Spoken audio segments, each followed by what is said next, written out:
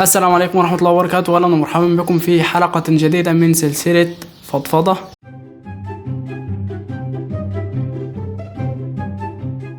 في السلسلة ديت بنناقش فيها أفكار أو حاجات أنا قرأتها، عادات أو تقاليد أو سلوكيات إحنا بنمارسها في حياتنا اليومية وهي في الأساس بتكون غلط، فبنحاول إن إحنا نوعي بعضنا في السلسلة ديت بحيث إن إحنا ندرك إحنا بنعمل الأشياء ديت ليه، وعلى أساسها ناخد القرار المناسب لينا. حلقة النهاردة هتكون بعنوان كفاية محتوى.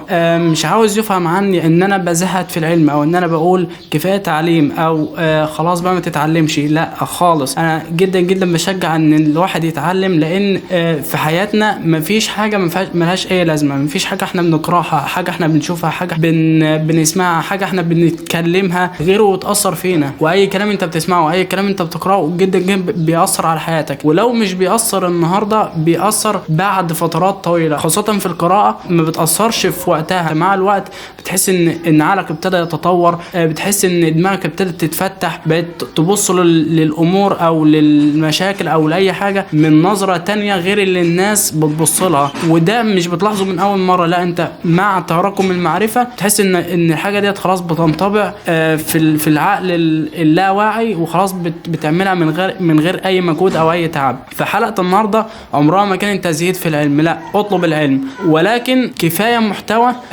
لان الاوان بقى انك انت تركز على نفسك بس، او تركز على قدراتك وامكانياتك. لما جيت بصيت لايام زمان او الفراعنه كنت تلقى الواحد بارع في كذا علم، بارع في الطب، بارع في الهندسه، بارع في الفنون، بارع في مجالات كتير، وقادر ان هو يجمع عن العلوم ديت ويتعلم كذا علم في نفس الوقت. فلما جيت بصيت على المفتاح او الحاجه اللي وصلتهم للنقطه ديت ان هم يكونوا بارعين في كذا علم، وان الواحد قادر يجمع بين علوم كتير، لقيت النقطه ديت هي ان مفيش مشتتات كتير. مع ان في الوقت ده المصادر كانت قليله، ما كانش في مصادر للعلم، ما فيش حاجه ياخدوا منها العلم اللي هم يقدروا يشتغلوا عليه. لما جيت بصيت لها لقيت النقطه اللي عندهم اللي هي التركيز، وبمعنى اصح ان ما كانش في سوشيال ميديا في الوقت ده، لان المشكله ديت يعني بصراحه بتقرقني دايما. وفكره ان الانسان يكون عايش في الانترنت طول حياته ما يقدرش يستغنى عنه، اي حاجه يقدر يجيبها، اي حاجه يقدر يوصل لها في اسرع وقت. يعني الناس اللي هي بتبقى عايزه تتعلم ذاتيا او التعليم الذاتي سيلف ليرنينج، اكبر مشكله بتواجه الناس اللي عايزين يبقى سيلف ليرنر ان هم ما بيكونوش قادرين يستمروا او يلتزموا او يلزموا نفسهم ان هم يعلموا نفسهم وان هم يكملوا في كورسات معينه. حاسس ان احنا بعدنا عن النقطه اللي احنا بنتكلم فيها، ولكن الحاجات دي بتلنك مع بعضها وديت فضفضه، فبنتكلم بكل اريحيه وممكن الموضوع يشبك مع بعض. فالواحد كان في الوقت بتاع الفراعنه كان بيجمع بين كذا علم في نفس الوقت، بينما احنا دلوقتي قدامنا علوم كتير مفتوحة علينا، نقدر نوصل لأي حاجة في أي وقت في أي كورس، ناخد خبرة وعصارة أفكار وخبرات بتاعت ناس في عشرات السنين ناخدها في فيديو 10 دقايق. ودلوقتي وصلنا لفترة ان احنا بقينا بناخد المعلومة في دقيقة وبنستطول الفيديو وبنقول ده فيديو ممل وما فيهوش أي جرافيكس وحاجات من دي كلها. وصلنا لمرحلة ان احنا بقينا ناخد علم كتير، نسمع حاجات كتير لدرجة ان احنا بقينا نشوفه كلاشيه، خلاص بقى حاجات عارفينها من زمان وكلام جدا جدا عادي. زي مثلا الواحد اللي يجي يقول لك ايه الرياضة مهمة، لازم تلعب رياضة، ويجيبوا لك امثله. وتشوف واحد عنده مثلا 70 سنه، انا شفت في برنامج احمد الشقيري كان جايب واحد عنده 70 سنه وما شاء الله ربنا مديله الصحه وبيعمل رياضه.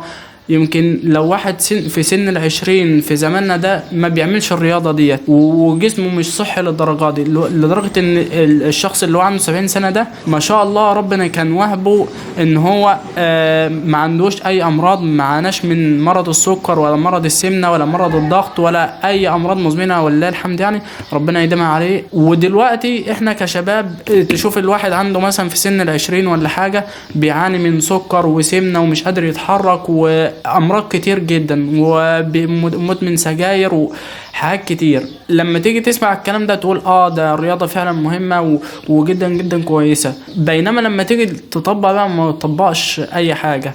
في نفس الوقت تلاقي مثلا واحد ينصحك نصيحة ما في كاريرك او في الشغل بتاعك، وانت مقتنع ان هي 100% ان هي صح، ولكن لما تيجي بقى انك انت تطبقها ما بتطبقهاش. طبق الحاجات اللي انت شايفها بديهية، ابتدي طبقها بقى، طبقها كده بحيث انك انت تكون على بيز او قاعدة ثابتة كده، معاك كم مهارة صغيرين او المهارات اللي هي الاساسية خالص، يعني الرياضة، الشغل، تشيل مسؤوليات نفسك، تعول نفسك، ما بتاخدش مصروف من حد تاني. الحاجات الاساسية دي تظبطها، ظبط صحتك، ظبط جسمك، علاقاتك، حاول انك انت تغير من معتقداتك. بعدها بقى كمل تعليم، دوس في الحاجات اللي انت عايزها، دوس في العلوم اللي انت عايزها، اتعلم اساسيات دينك. كفايه فرجة على حياة الناس التانية. حاجة الواحد بيلاحظها ان في يوميات كذا مع كذا، ويوميات واحد ومراته، فبيشاركوا يومهم بيطبخوا ازاي، بيعملوا ازاي، وتيجي تشوف الفيوز بتاعتها توصل لملايين المشاهدات، والفيديو طويل بدرجة فظيعة، اللي هو 13 دقيقة وممكن يوصل لثلث ساعة وحاجات. تيجي تبص بقى المحتوى التعليمي يقول لك ايه ده، فيديو 10 دقائق، ده طويل قوي، حاول تختصره يا عم في ريل كده 10 ثواني او دقيقة. وبرضو غير موضوع اليوميات بتاع كذا، الفلوجات، انا مش ضد الفلوجات، ولكن انك انت تكون مستهلك للفلوجات وعمال تتابع حياة الواحد اللي عنده تليفون كذا وانت ما تقدرش تجيبه غير ان شاء الله لما ربنا يتوفاك تبقى تشوف في الاخرة مثلا، او انك انت تشوف حياة الناس اللي عندهم مكتب بالشيء الفلاني، عندهم استوديو بالشيء الفلاني، قادرين ان هم يجيبوا معدات بالشيء الفلاني، وانت مش قادر تعمل ده كله. فانت اصلا نظرتك لنفسك بتقل، او بتقلل من قدرات، بتقلل من نفسك، وبتشوف نفسك انك انت حقير ولا ما تستاهلش اي حاجه، وبتقلل من رضاك عن نفسك. حاول انك انت تقلل، ما اقولكش يعني النقطه ديت مش هتوصل لها غير بعد فتره، لان الحمد لله الواحد الفتره اللي فاتت او الايام اللي فاتت فتره من حوالي مثلا نقول 3 سنين، ال3 سنين اللي فاتوا دولت ولله الحمد ما كانش فيه تلفزيون عندي، والفترة ديت الحمد لله ربنا أنعم وما كانش فيه نت برضو. الفترة ديت كانت حاجة قمة الجمدان، ان الواحد ما يكونش فيه نت، ما يكونش فيه تلفزيون، فقادر ان هو يشتغل، قادر ان هو يذاكر الحاجات اللي عليه. فالصراحة كانت حاجة كويسة جدا. ابتدت من عندي بقى بالنسبة لي ان انا بدأت اوقف، بما ان ما كانش فيه تلفزيون فما كانش فيه افلام ولا مسلسلات. دي اول حاجة خلاص وقفت خالص كده، مفيش افلام ومسلسلات. بعدها مفيش نت، فمفيش فرجة على فيديوهات ترفيهية او فلوجات بتاعت ناس، او غير المحتوى. لما اروح مثلا عند واحد صاحبي فيفتح لي الواي فاي، فكنت اشوف فيديو تعليمي، الانترنت كان مقتصر على كده. فبعد الفيديوهات التعليمية بقى ابتديت ان انا ادوس في الحاجات التعليمية واعرف ناس كويسين، اعرف يوتيوبرز كويسين، بدلا من الفلوجات والحاجات والتحديات والمقالب والحاجات دي كلها. ولكن الفترة ديت يعني الحمد لله برضو الواحد ما قربش من الفيديوهات من الافلام والمسلسلات، ولكن قرب من الحاجات دي، بس ما ابتعدتش عنها بشكل كامل، ولكن قلت بنسبة كبيرة جدا.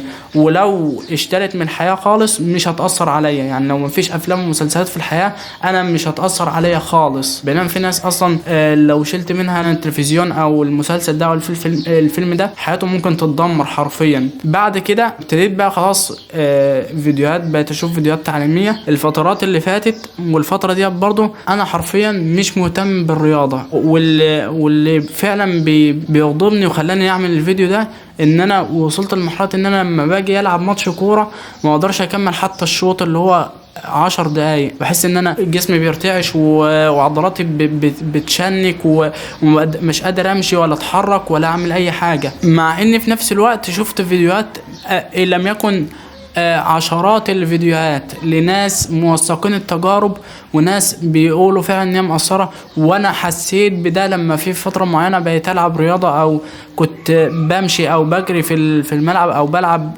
بشكل اسبوعي كورة، ولكن ما كنتش ملتزم بيها. فديت حاجة انا بندم عليها جدا، ولكن ده بيكون قلة صدق من الانسان وكسل ومرقعة. فبس دي الفضفضة اللي انا حاسس ان هي طولت. دي الفضفضة اللي انا كنت عايز اتكلم عنها، او الموضوع اللي هو خلاص بقى كفاية دلوقتي انك انت تكون مستهلك نهم للدرجة ديت. وان الاوان بقى انك انت الناس تشوف نتيجة او الحصاد بتاع اللي هم زرعوه فيك. هدف برضو المنتج او البروديوسر او الشخص اللي هو كونتنت كرييتور، هو في الاول وفي الاخر ممكن بيكون بيعتمد اغلبهم، معظمهم اصلا بيكونوا معتمدين عليك انت بس كده. احب اشكركم ونشوفكم في الحلقة القادمة، والسلام عليكم ورحمة الله وبركاته.